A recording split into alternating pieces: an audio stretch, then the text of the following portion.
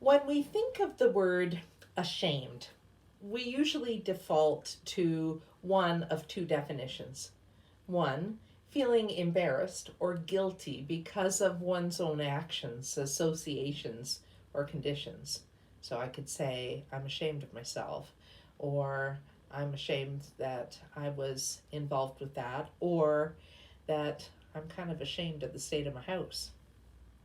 Or the second meaning is being ashamed is a reluctance to do something through fear of embarrassment or humiliation.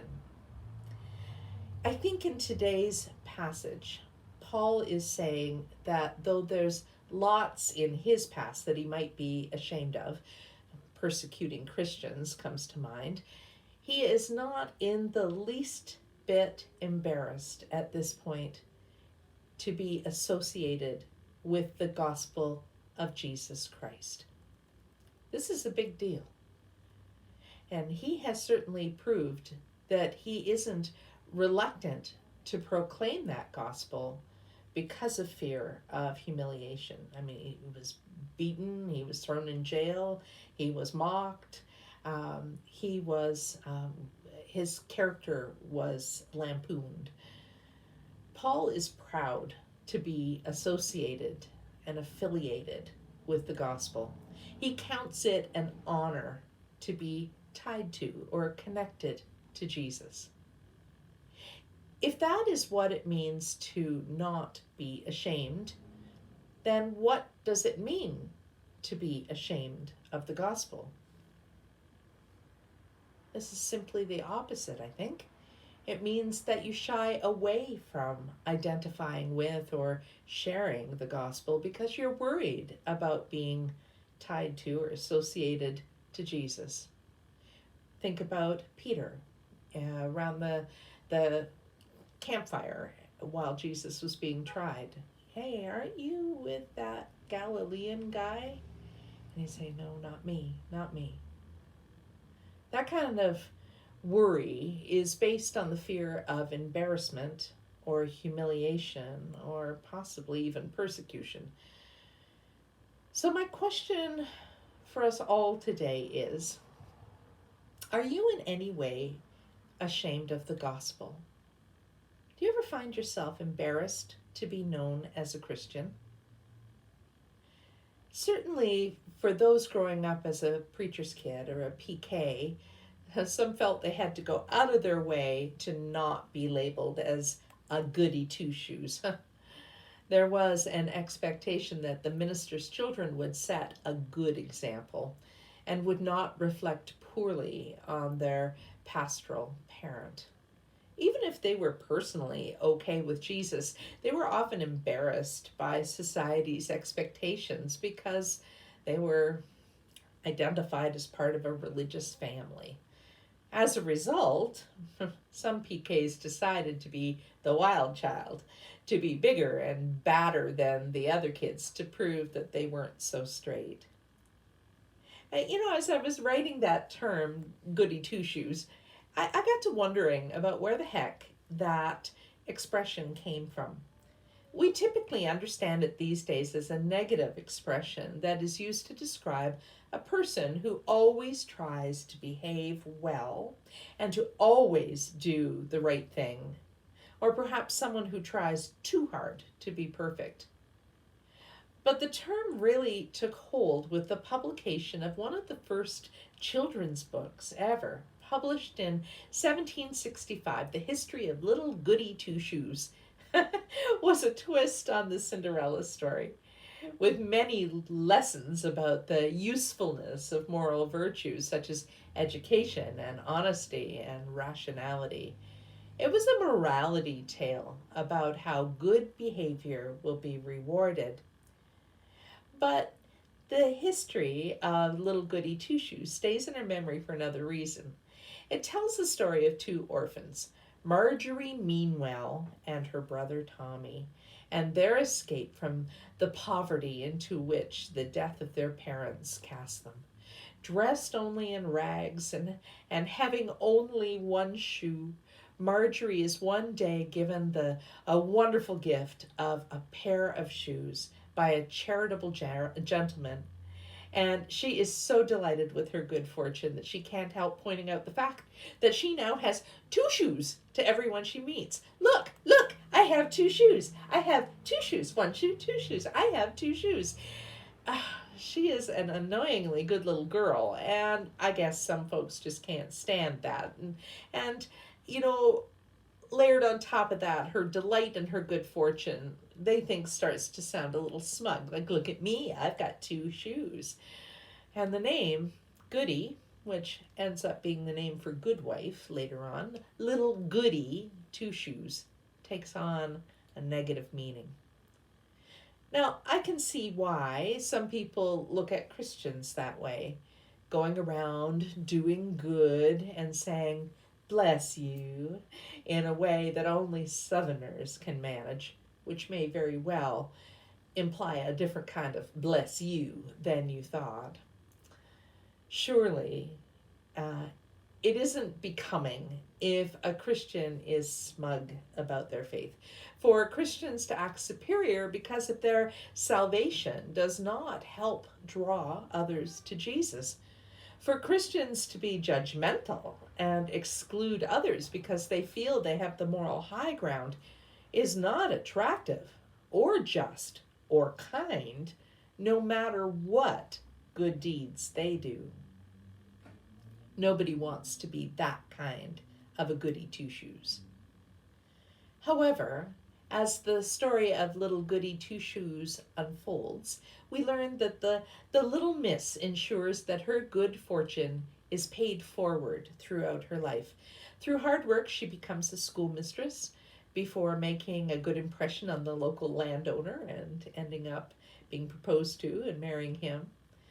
And she inherits his wealth when she is widowed, although in fact her brother had just returned from overseas with the fortune just in time for her wedding and provided Marjorie with a dowry. But Marjorie's wealth doesn't stay with her. It enables her to help the poor, just as she herself has been helped. She remains adamant that money is to be used for the good of others less fortunate than oneself, not for personal benefit. So, if the phrase Goody Two Shoes describes someone who acts in an honest way whenever possible, in other words, they regularly do what is considered right, well, then I'd have to say that person is a credit to the gospel. If we decline to participate in activities that we feel are wrong, like cheating or stealing or lying perhaps, we might be called a goody two shoes. I bet that there have been times that we've been ridiculed for our kindness, or perhaps even for how easily we forgive. Goody two shoes, you're a pushover. But I'd gladly wear that criticism, wouldn't you? To be a pushover for grace. Being a goody two shoes in this way, though, does not mean that you're weak or a sissy. Standing for your convictions often means that you have to be tough, even while you are tender. To bear criticism and ridicule puts you in good company with Jesus. Paul says that he is not embarrassed to be associated with the gospel because Jesus presents such a compelling figure. He's a liberator, revolutionary, teacher, a person of extraordinary courage, compassion, and love, and wisdom. Jesus' life was a fully authentic reflection of his values and his beliefs, which challenged the political status quo and many of the religious values of his time. And Jesus was willing to die for those beliefs. Paul isn't even embarrassed that Jesus suffered what would have been considered a socially shameful death on the cross. Crucifixion was punishment for criminals, for terrorists, as an example to those who were tempted to rebel. Still, Paul is not ashamed to be associated with Jesus because he knows the full story. Jesus always did what he believed to be right in God's sight. Paul encourages us to try to be likewise perfect in Jesus' example. To try to be like Jesus might get us called Goody Two Shoes. We might lose friends when we choose the gospel. Following the gospel may even get us socially crucified, excluded, disliked, even shunned. We can be judged even within the church when we read the gospel more liberally or conservatively than others in the flock.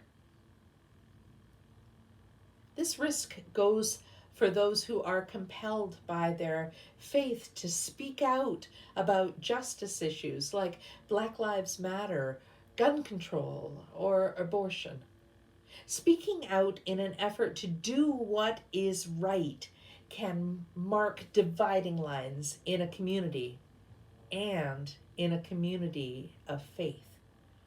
Try being a Christian pastor advocating for gun control in Texas this week, and you'll see what I mean. But it seems to me that if we are truly followers of Jesus, we must work hard to become an inclusive church for people of all genders, abilities, and political points of view.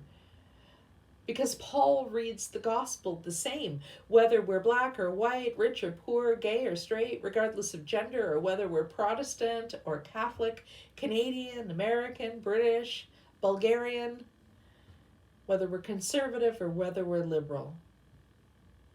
And that crosses just about every single line that's drawn in the sand.